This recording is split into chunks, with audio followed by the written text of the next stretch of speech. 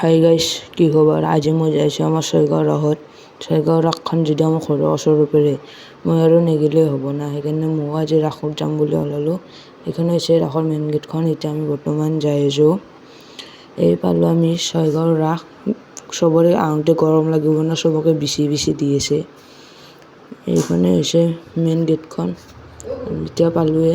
এই হৈছে বৃন্দাবন, এই হৈছে ভূপেন হাজৰিকাৰ প্ৰতিমূৰ্তি।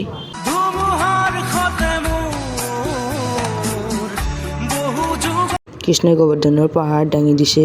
এই হৈছে লটাৰী খেলাৰ গাড়ী। মই স্কৰ্পিঅ'খন পালেই হ'ব। আৰু এইটো হৈছে জুবিনদাৰ প্ৰতিমূৰ্তি। বৰ্তমান মই যাইছোঁ হাওৰা ব্ৰিজৰ ওপৰ দি। দুনিয়াৰ মানুহ, সেইকাৰণে লাহে লাহে যাইছোঁ অলপ। মেলা হোৱাই নাই আজি ভালকৈ, দোকানবিলাক বহাই নাই, চব দোকান বন্ধ। এইবিলাক মানুহে নাই আজি বেছি, চব দোকান বন্ধ হৈ আছে। আমাৰ ৰাস এইবাৰ বহুত দীৰ্ঘ হৈ গ'ল, দোকানবিলাক চব বন্ধ, হোটেলবিলাকো বন্ধ। আজি মিলি বক্তব্য এইখিনিয়ে, ধন্যবাদ।